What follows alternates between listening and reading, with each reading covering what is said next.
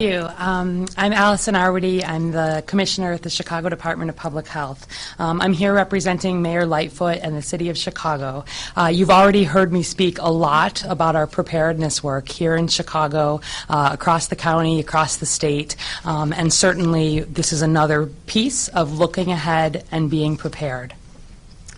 I've been in constant communication with the mayor, and I am here to announce that the Chicago Department of Public Health and the Illinois Department of Public Health have identified 4 more cases of COVID-19 in Chicago. You heard the governor already reference this, and I want to thank him for his leadership on this issue, as I want to thank the mayor. So 2 of these cases, a woman in her 50s and a woman in her 70s, are both family members of the 6th case that we announced on Friday. That's the woman who acquired the virus on a cruise and who is an employee at a Chicago high school. Neither of the other women, the newly diagnosed cases, are employees or are associated with the school. The 3rd new case is a woman in her 50s from California who traveled to Illinois. And the 4th most recent case is a woman in her 70s who returned earlier this month from an Egyptian cruise that has been linked to COVID-19 cases. All 4 of these new cases are currently in good condition. We've said all along that we anticipated more positive cases, so I do want to be clear that this news is not surprising. In fact, in many ways, it is an example of the public health system working as it should.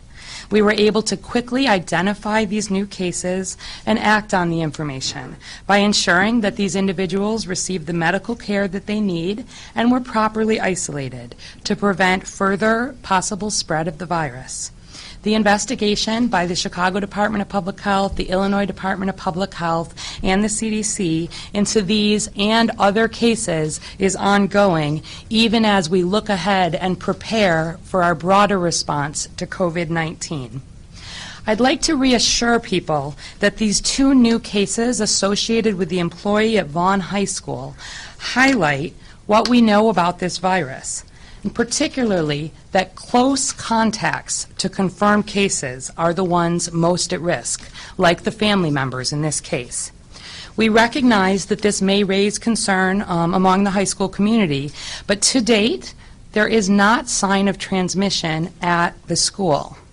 Testing is ongoing of students and staff who have shown symptoms. That's a protocol that's guided by the scientific evidence. Although more lab tests are pending, at this point, the tests that have returned on students and staff have been negative, and that includes people who visited local emergency departments on their own for testing, as well as those who have been tested as part of the process that CDPH and Chicago Public Schools have established. CDPH and CPS have been reaching out to all of the families and staff from this school on an individual basis.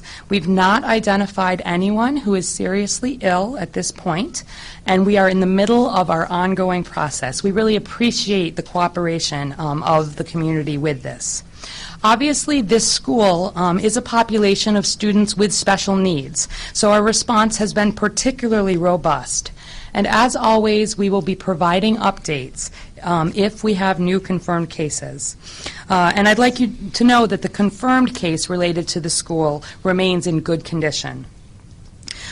We continue to get a lot of questions about the testing process, and I wanted to explain that really following what we know about this virus, we are testing people who are symptomatic, who have symptoms like fever, cough, and shortness of breath, because they are the people for whom the virus is active enough to show up on a test.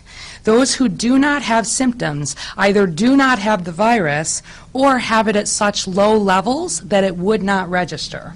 This is why we monitor people for 14 days after their last exposure to a confirmed case. And if they develop symptoms at any point during that 14-day period, we test them at that point, and we will do the same in this investigation. Testing asymptomatic people would not be helpful and could result in false negatives, as in someone could have low levels of the virus, but they're not yet coughing, they're not yet spreading it. They could test negative and later get sick.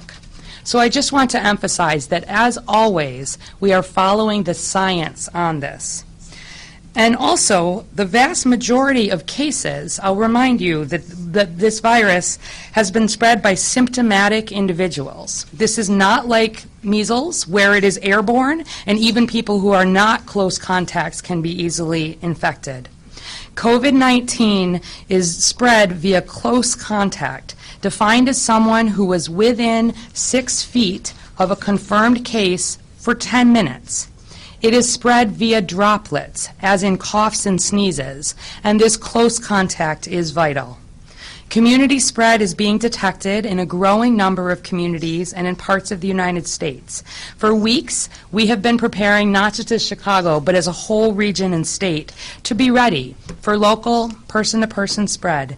And as we enhance our surveillance efforts and begin testing more people, we expect to see more cases. I do want to take a brief moment to thank our many partners, including our hospitals and healthcare institutions, who have already been vital in this response and will remain vital. We all have a role to play, as you heard the governor delineate. We will continue to update the public.